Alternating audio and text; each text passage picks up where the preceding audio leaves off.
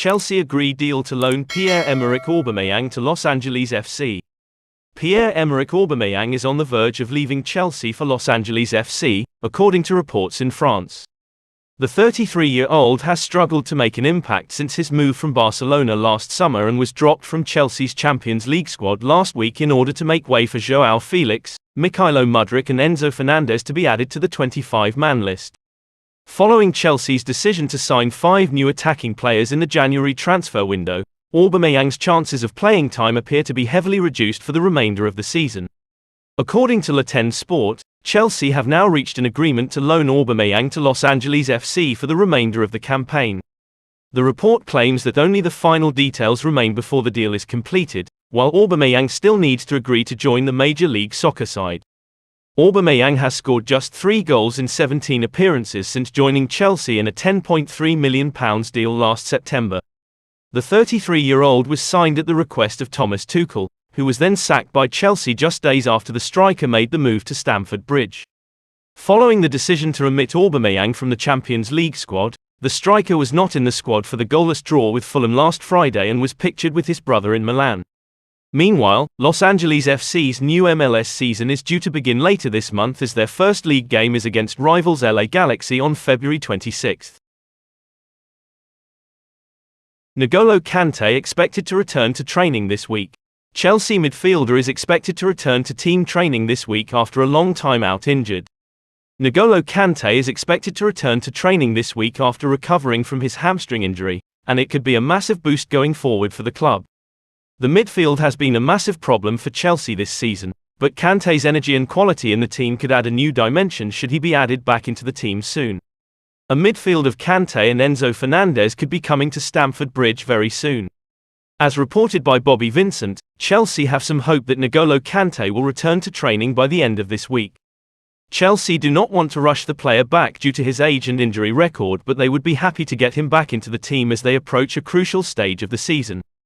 Kante is yet to commit his future to Chelsea due to the terms he has been offered by the club. He does not want to sign a 2-year deal and would prefer a longer contract. The French midfielder wants to stay at London and Chelsea want to keep him at the club, but at the moment there is a 50-50 chance of him staying.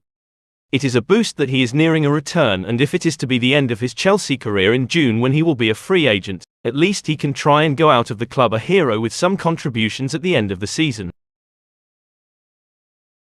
Inter Milan to open Romelu Lukaku talks with Chelsea with striker desperate to stay in Italy. Inter Milan are hoping to keep Romelu Lukaku at the club with a meeting with Chelsea planned to discuss the striker's future. After a dreadful first season back in the Premier League during the 2021-22 season, the Belgium international returned to Inter last summer with the Serie A side paying €8 million plus €3 million in add-ons for the loan deal. The 29-year-old has endured a difficult season back in Italy, scoring just 2 goals in 11 appearances in a campaign where he has struggled with injury and form. Inter, however, are still keen to extend his stay with the club next season, according to Gazzetta dello Sport. Lukaku, meanwhile, is also determined to stay at the Nerazzurri and has no intention of returning to Stamford Bridge. Chelsea paid £97 million to sign the former Everton and Manchester United striker in a then-club record deal and are unlikely to recoup anything close to that for the player.